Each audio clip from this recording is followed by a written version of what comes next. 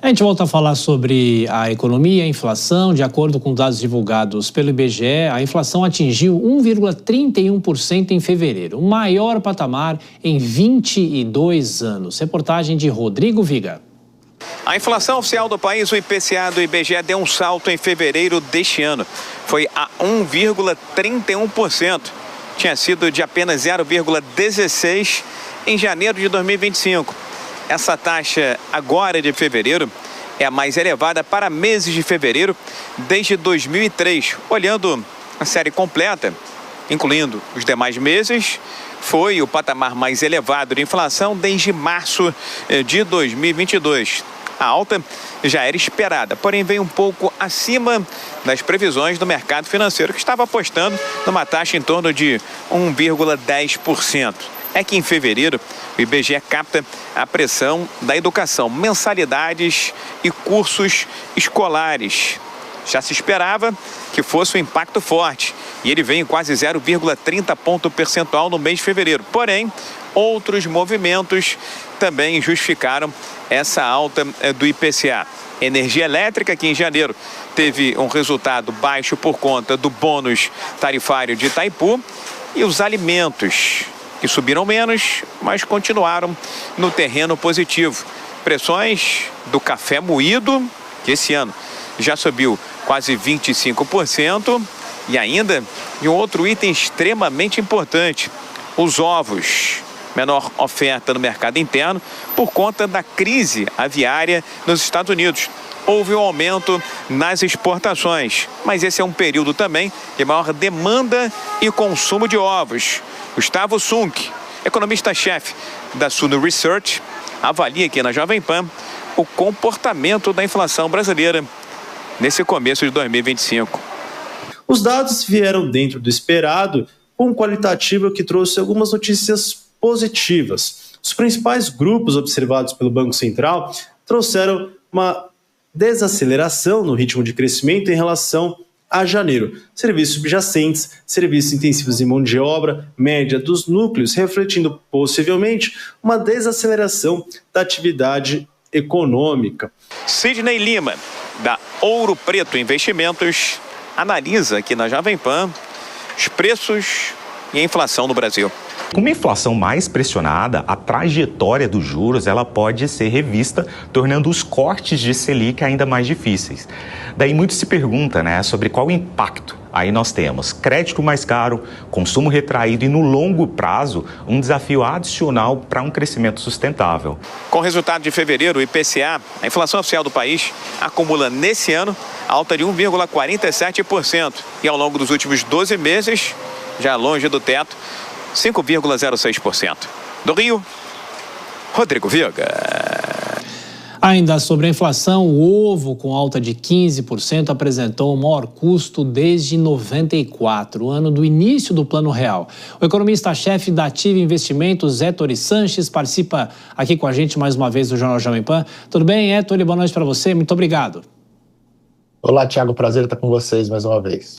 Bom, é claro que a gente tem toda uma discussão técnica sobre o que está acontecendo, se o Banco Central vai continuar aumentando os juros, mas o consumidor quer saber, e você que conhece a fundo a economia, até quando vai isso e se há algum risco de descontrole. Parece que a gente volta aos anos 80 com essa preocupação. Claro que são cenários diferentes, mas a preocupação é essa. Até quando que vai isso, não é, Ettore? A sua análise e os seus anos 80 que vieram para análise, Thiago, são perfeitos. Porque nós estamos exatamente numa esteira que foi conhecida dos brasileiros que eram vivos à época, que é o financiamento do Estado através do imposto inflacionário.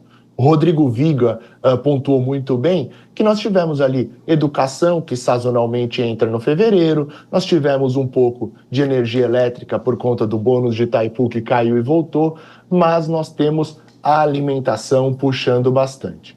Quando o economista fala do fiscal e problemas fiscais, fica um pouco abstrato para a população de imaginar qual que é o problema. Mas ok, aí o Estado vai lá e imprime dinheiro, ou imprime título, ou faz alguma coisa para se financiar.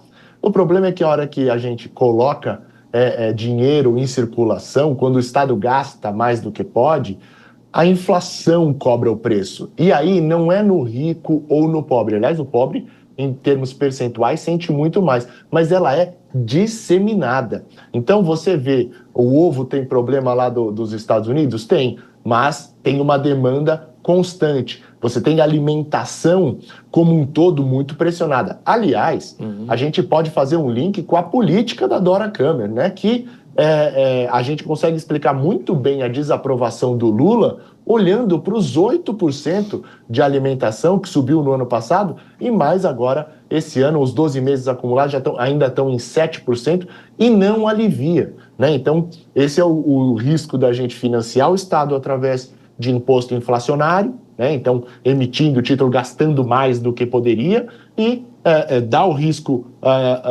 político para o Lula, que para contornar isso pode vir a gastar mais, retroalimentando a inflação. Então, para retornar à sua pergunta, Thiago, é muito difícil de pontuar ou de caracterizar precisamente quando é que essa inflação vai se arrefecer, ainda mais com o Banco Central podendo não fazer o que é necessário para conter o avanço dessa inflação.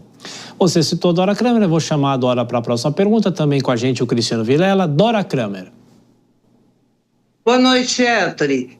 Hoje o presidente Lula disse, mais uma vez, que não vai cometer nenhum tipo de responsabilidade da economia e pediu que o mercado confie no governo. Eu te pergunto, aí no seu setor, qual é o grau de confiança do mercado no governo? Uma vez um sábio economista, Chico Pessoa, ele me ensinou que o economista não pode atribuir probabilidade zero para nada. Mas, então eu vou atribuir 5%, tá bom?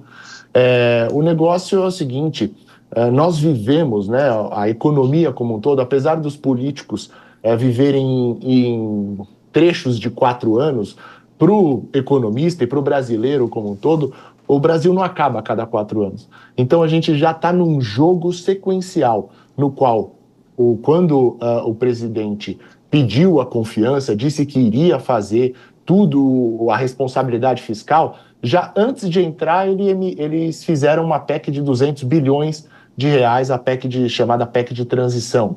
Depois disso, inventaram um arcabouço que foi revisto pouco tempo depois e esfacelado. É um regime de despesas, né, de primárias, que tem diversas exceções a ponto de os economistas já nem olharem para a primária do arcabouço, passarem a olhar para endividamento, pois considera e abrange todos os tipos de dispêndios. Por exemplo, o Fundeb, ou até pouco tempo atrás, o pé de meia.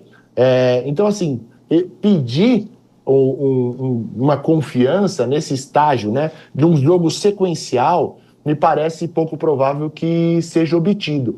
Já saímos do âmbito do discurso, né, e agora passamos ao âmbito das ações efetivas. E aí a conta que não fecha, o que não fecha no finalmente é o presidente Lula com a aprovação em queda, e aí os animais políticos, quando tem uma aprovação em queda, geralmente eles tendem a gastar mais, e dizendo que ele vai ser responsável fiscal. Isso não está fechando. Como é que ele vai reestabelecer a confiança dele a fim de ou ser reeleito ou colocar alguém como seu sucessor? Então, é isso que está difícil de construir a credibilidade para o presidente, mesmo depois, ainda mais depois desse jogo sequencial no qual nós tivemos algumas quebras de confiança. Vilela? Ettore, boa noite. Ettore, na sua visão, essa pressão inflacionária, ela pode levar a uma continuidade no aumento da taxa de juros, não apenas na próxima reunião do Copom, onde já tem até esse indicativo, mas pensando nas reuniões seguintes, você vê como algo viável de acontecer, possível de acontecer nesse momento? É uma excelente pergunta, porque a gente volta para a credibilidade. Um outro aspecto que o mercado, né, eu vou dizer pelo menos alguns participantes do mercado, que inclusive este que vos fala, tem desconfiança, é que o Banco Central vai fazer o que for necessário para cumprir a sua atribuição, que é o regime de meta de inflação. Ele já não tem feito há algum tempo. Não fez no ano passado, no anterior, não vai fazer nesse ano, é a perspectiva. E aí questiona-se se o Banco Central vai de fato continuar pisando no freio e subindo os juros para conter a inflação, ou se o Banco Central vai interromper em algum momento. A nossa perspectiva é que haja essa interrupção a 15% de taxa Selic, sob a justificativa de que eles vão parar por um tempo suficientemente prolongado para observar o grau de restrição da política monetária. Mas é insuficiente mediante esse jogo de credibilidade, porque as expectativas do Boletim Focus, né, continuam a subir de maneira sistemática e, infelizmente, isso é processo de uma crise de confiança, tanto associada ao governo quanto a todas as outras instituições que o compõem, sendo ele o Banco Central um deles.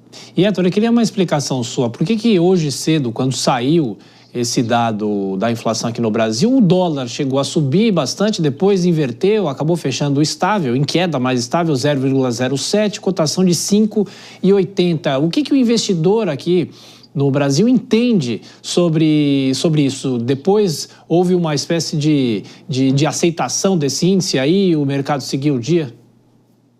É mais ou menos isso, mas nós temos diversos eventos, né, Tiago? Abriu o mercado com o IPCA, às 9 horas da manhã, e veio um IPCA mais quente, bem salgado, com núcleos mostrando resiliência, serviços ainda muito pressionados, e aí o investidor pega e o juro acaba subindo. Só que na sequência, 10 horas da manhã, saiu o CPI, que é a inflação lá dos Estados Unidos, que veio mais fraca do que o esperado. E aí o juro lá de fora fechou um pouquinho, e aí isso empurra o juro aqui para baixo um pouquinho. Mais tarde surgiu aquele boato, né? Boato não, na verdade o anúncio do planejamento sobre a contenção de despesas, principalmente no tocante ao Bolsa Família, mas que depois, aí melhorou um pouquinho mais, mas que depois averigou-se que se tratava apenas de um contingenciamento pontual que, de fato, ainda não comunga com essa queda na aprovação do presidente Lula. Então, foi um dia de grande volatilidade, influenciado por fatores idiosincráticos, mas também fatores externos que influenciaram o Brasil, sem contar as falas de Lula, de Trump, que ora vão para um lado, ora vão para o outro, ora impõem uma tarifa, ora adia. Héctor Sanches, economista-chefe da Ativa Investimentos, mais uma vez participando da programação da Jovem Pan. Obrigado, Héctor, e bom descanso para você. Voltaremos a nos falar. Obrigado, foi um prazer estar com vocês. Até a próxima. Prazer é nosso.